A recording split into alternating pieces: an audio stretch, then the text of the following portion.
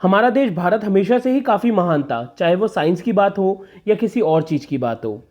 पर western countries ने हमेशा से ये मानने से इनकार किया और हमारी हिस्ट्री को अपनी कन्वीनियंस के हिसाब से जोड़ तोड़ कर हमें बताया। किसी ने कहा कि इंडिया तो सपेरों का देश है, तो किसी ने बोला कि महाभारत काल्पनिक है। किसी ने कहा कि घोड़े इंडिया में थे ही नहीं कभी, वो आर्यंस के साथ इंडिया में आए थे। तो किसी ने कहा कि रथ का आविष्कार वेस्टर्न कंट्रीज़ में हुआ था, इंडिया में नहीं। पर अभी रिसेंटली कुछ ऐसा पता चला जिससे पूरी दुनिया हिल गई। पूरी दुनिया के पास अब कोई जवाब नहीं है इंडिया का, और इंडिया के पास प्रूव है कि इंडिया में चाहे वो महाभारत हो चाहे वो रामायण हो, कुछ काल्पनिक नहीं है, सबके प्रूफ हमारे पास है। दोस्तों एक रिक्वेस्ट, ये वीडियो पूरी एंड तक देखना, क्योंकि इसको देखने के बाद आपको यकीनन अपने देश पर गर्व महसूस होगा। चलो बात करते हैं बागपत के एक गांव सनौली की, जहां हमारे पुरातन विभाग ने कुछ ऐसा पाया जिसको वर्ल्ड की सबसे बड़ी जीत कहा जा रहा है जब हम हिस्ट्री को खोजने की बात करते हैं। तो जानते हैं हुआ क्या सनौली में और क्या पता लगा।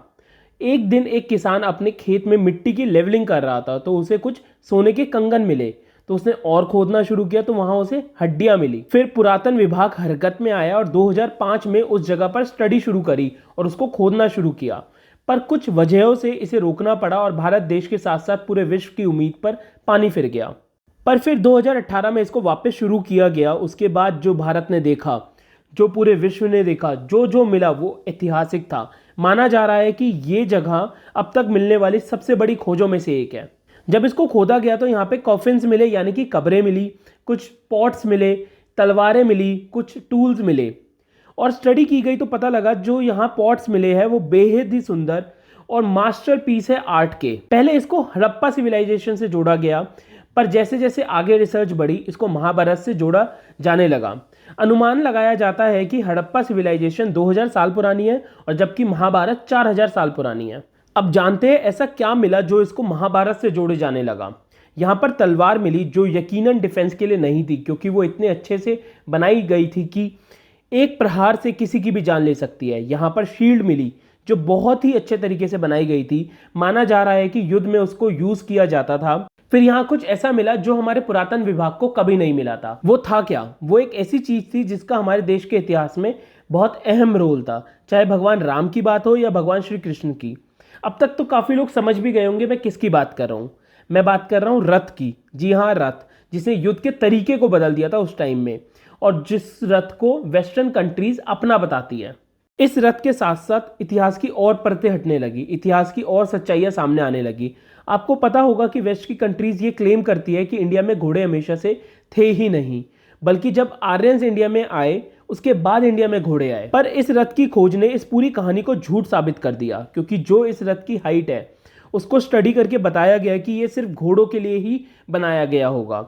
इस पर और स्टडीज अभी बाकी है। अब आप में से कई लोग बोलेंगे कि अभी भी आप कैसे कह सकते हो कि ये लोग कौन थे।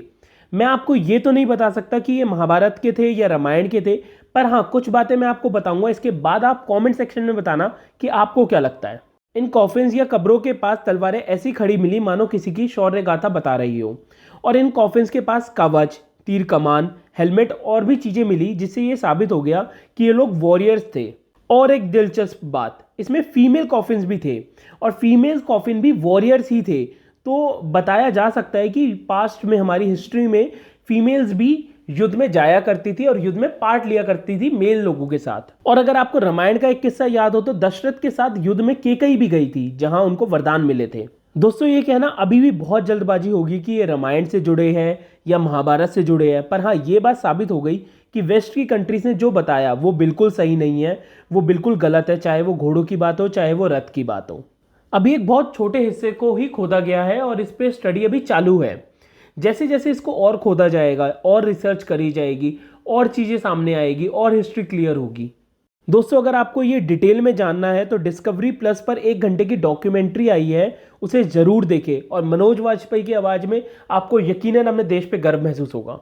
कमेंट्स में बताना कि आपको ये बातें जानकर हमारे देश पर गर्व महसूस हुआ या नहीं, और आपको क्या लगता है इस रिसर्च के बारे में ये भी बताना। हाय दोस्तों, अगर आपको ये वीडियो पसंद आई तो वीडियो को लाइक करना, चैनल को सब्सक्राइब करना। हम इसी तरीके से आपके लिए वीडियोस लाते रहेंगे, और अगर आपके पास हमारे लिए कोई सजेशन है तो प्लीज़ कमेंट बॉक्स में ज़रूर बताना। जय हिंद, जय भारत।